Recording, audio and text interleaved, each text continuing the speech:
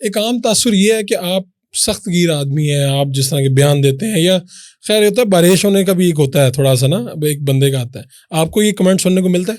बहुत ज़्यादा मिलता है। लोग समझते हैं पता नहीं कितना को अग्रेसिव आदमी है, इससे बात करेंगे तो ये पता नहीं आगे से क्या कहेगा। मैं देखिए, अब वो अक्सर मजाक से मैं कहता हूँ कि यार मैं एमिनेम के गाने सुनता बड़ा हुआ और जवानी में आके सिद्धू मूसेवाला सुन लिया, तो अब गुस्सा तो तबीयत में वैसे ही आ जाता है। अजराए मजाक एक बात कर रहा हूँ। तो बट हैविंग सेड दैट, ये सुनने को मिलता है असल में सियासी ट्रेनिंग लेफ्ट की हुई। वो कैसे? अच्छा, ये इंटरेस्टिंग है। जब वकला तहरीक शुरू हुई तो 8-10 नौजवान इकट्ठे हुए, अताउल्लाह तारड़, फरूख हबीब, हसान न्याजी, जुबैर न्याजी, फैसलाबाद से एक राना सुफियान थे, पीपल्स पार्टी के स्टूडेंट लीडर थे उस जमाने में। तो जब हमने मिल के बनाई एक तंजीम स्टूडेंट एक्शन कमेटी के नाम से, वकला तहरीक उरूज पे थी, और हम बतौर तालिब इल्म कुछ करना चाहते थे, तो हमने फिर LUMS, UCL, LSE, UMT, Punjab university, जितनी यूनिवर्सिटीज़ थी उनके स्टूडेंट्स को एक प्लेटफॉर्म पे इकट्ठा किया, और हम छुप छुप के उस ज़माने में पुलिस से छुप के मीटिंग्स करते थे। हमें लेफ़्ट वालों ने एक जगह दी हुई थी ज़मान पार्क के अंदर ही। इमरान खान के और एतजाज़ एहसन के घर के दरमियान एक जगह है, वो लेफ़्ट वालों के पास थी, जो लेफ़्ट विंग के लोग थे, मजदूर किसान पार्टी के। और तो एक रहीम साहब प्रोफेसर होते थे पंजाब यूनिवर्सिटी के, और एक दीप साहिबा होती थी, जो उन दोनों ने सियासी तरबियत हमारी उन्होंने की सड़कों के ऊपर। सो एजिटेशन तो बड़ी वो एक्टिव, और मैंने दीप साहिबा की इसरार पे एक टेली फिल्म में भी उस वक्त उनके लिए छोटा सा एक रोल किया, उनकी ख्वाहिश थी। आपने तो एक्टिंग भी की हुई तो वो कहीं मिली है दोबारा वो टेलीफिल्म? बड़ा नजर आई नहीं, वो टेलीफिल्म आपने खुद छुपा ली है। टेलीफिल्म भी नहीं मिली, और दीप साहिबा से मुलाकात हुए, अरसा हुआ।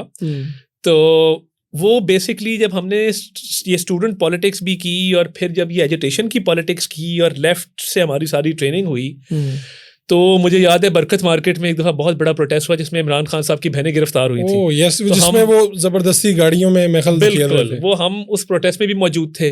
वो प्रोटेस्ट किस लिए था भला? वो प्रोटेस्ट था परवेज इलाही के खिलाफ, मुशर्रफ के खिलाफ, और वो उस वक्त वकला तहरीक में कुछ लोग अरेस्ट हुए थे, उसके वो था एजिटेशन के तौर पे, प्रोटेस्ट के तौर पे।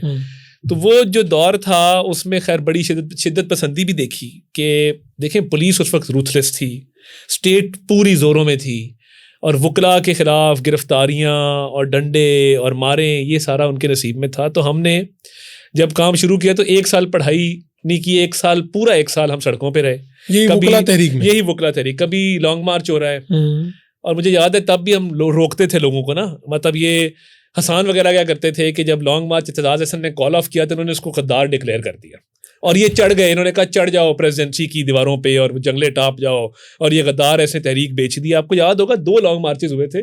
पहली लॉन्ग मार्च पे एतजाज़ साहब ने स्टेज पे आके कहा था कि ये लॉन्ग मार्च खत्म है, हम अब दोबारा आएंगे।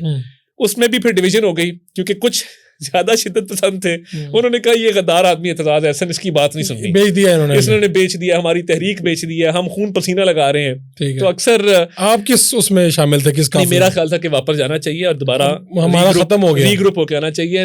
मुझे याद है प्रेस क्लब के बाहर ना, लाहौर प्रेस क्लब के बाहर भी डेरे लगते थे, तो स्लीपिंग बैग डाला होता था हमने।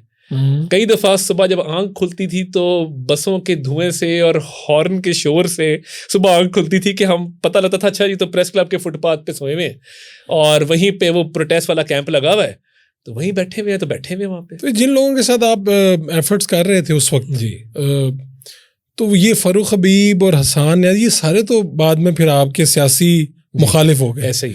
तो उस वक्त एफर्ट करना और फिर बाद में इस सियासी मैदान में अब आपको इनके खिलाफ बोलना भी पड़ता है, कहीं ना कहीं इख्तलाफ भी होता है और बयानबाजी भी होती है, कैसे उसको फिर मैनेज किया? क्या होता है? वो दौर एक मुख्तलिफ दौर था जिसमें तमाम सियासी कुव्वतें एक साइड पे थीं, और एक डिक्टेटर की बनाई हुई मुस्लिम लीग काफ जो है वो एक साइड पे थी।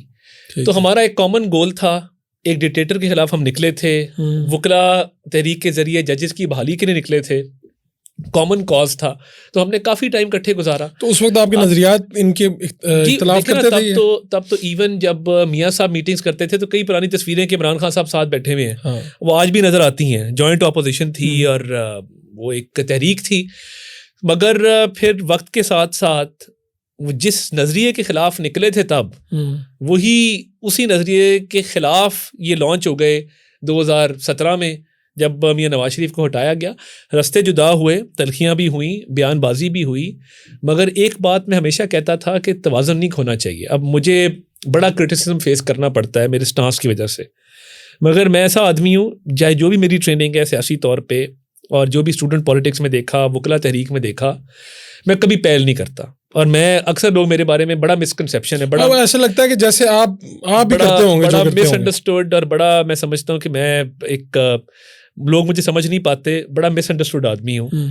मैं कोई प्यार से बात करे तो जान देने पे तैयार हो जाता हूँ, और अगर कोई तलखी से बात करेगा तो फिर तलखी से बात करके जाता किधर है।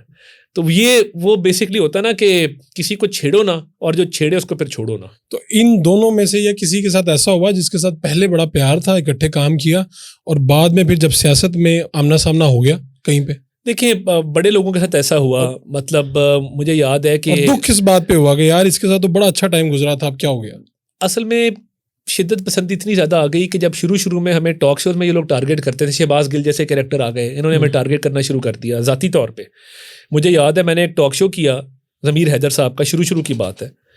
शहबाज गिल को जब कोई समझ ना आई तो इसने कहा कि तुम्हारा तो मैं घर खाली कराता हूँ ना, बड़ी फाइलें घरों की। मुझे समझ नहीं क्या इस तरह की बात आई थी, वायरल हुई थी। वो एक सरकारी घर अलॉटेड था मेरे दादा को बतौर एक्स प्रेसिडेंट, वो शाम को, और वो जॉइंट फैमिली, काफ़ी लोग GOR में, ठीक है, शाम को वेकेशन नोटिस आ गया कि 6 दिन में घर खाली करने। वो खैर सुप्रीम कोर्ट तक मामला गया, बट टॉक शो में बात करने का नतीजा ये निकला कि 18 लोग जो उस घर में रहते थे एक जॉइंट फैमिली के तहत, उनको परेशानी का सामना करना पड़ा कि घर खाली करने का नोटिस आ गया। शहबाज गिल इधर पंजाब में वज़ीर आला के मशीर थे। जी ऐसा ही है। तो ये इस तरह की चीज़ें फेस करनी पड़ती थी।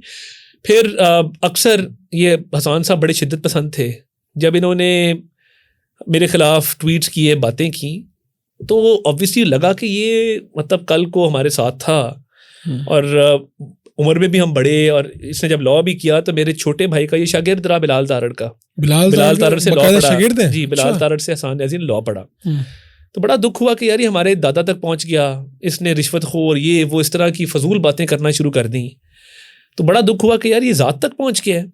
फिर जब इसने वो PIC पे एक हमला हुआ था, आपको याद है, वकला और डॉक्टरों का, इसने पुलिस वैन का दरवाज़ा खोला, उसके बाद पुलिस वैन जला दी गई, मेरे हाथ आ गया बटेरा। मैंने फिर जगह जगह टॉक शोज में कहा कि जी इस पे तो पर्चा होना चाहिए। अब हफीज़ुल्लाह न्याज़ी साहब एक बहुत हमारे लिए एक इज़्ज़त के मकाम पे हैं, बतौर जर्नलिस्ट, बतौर बड़े के, अक्रॉस द बोर्ड उनकी बड़ी इज़्ज़त है। वो उम्रा करने गए हुए थे, उनका मुझे याद आ गया, उनका मुझे मैसेज आया, उन्होंने कहा तारड़ साहब जो भी है इससे फियास्को हुआ है, इसका मामा जो है ना, 4 अलका बात उन्होंने उसके बाद, मैं दोहराऊंगा नहीं, वो बड़ा डैश है, तो वो तो इसको छोड़ेगा नहीं, आप पीछे हट जाए। इज्जत तकरीम करते हुए, बड़ा मानते हुए मैं साइड पे हो गया कि हसन के खिलाफ बात नहीं करनी, एक बड़े ने कह दिया। बहुत टफ टाइम था। तो हम देखें सियासत में कोई बड़ा, कोई इज्जतदार आदमी, कोई सफ़ेद बालों वाला आके कह दे ना, कोई मशवरा भी दे दे, तो उसको अमानत समझ के हम ले लेते हैं कि यार ये बड़ा आदमी है, ये बात कर रहा है तो इसको मान लो। मुझे नए साहब ने ऑन रिकॉर्ड कहा था कि उस वक्त इमरान खान को एक मोटा कुर्बानी का बकरा चाहिए था जो हसन न्याज़ी की सूरत में मिल रहा था। ऐसा ही है। तो वो फिर पीछे हट गए हम उस चीज़ से। मगर दुख होता है कि अपने बाप को इतनी मुश्किल में डाल के, जब जब इसकी कोई लड़ाई हुई है, जब जब इसने कोई पंगा डाला है, जब जब इसने मामलात ख़राब किए, न्याज़ी साहब बेचारे जो हैं। तो आपका कभी दिल नहीं किया सीनियर के तौर पे कभी इसे फ़ोन करें, मैसेज करें कि यार ये ना करो? इतनी शिद्दत पसंदी है कि अब देखें ना, 9 मई को जो वाक़यात हुए वो चश्मे फलक ने पहले नहीं देखे, और जो वर्दी की बेहुरमती इसने की नाकाबिले माफ़ी है।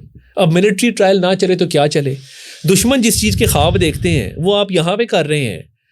और अब न्याज़ी साहब बेचारे वो अदालतों में, कचहरियों में, कोर्टों में, कभी पिटिशन लिखवा, कभी शामी साहब लिख रहे हैं खतूत, कभी एंकर्स को कहा जा रहा है कि इसके लिए बात करो।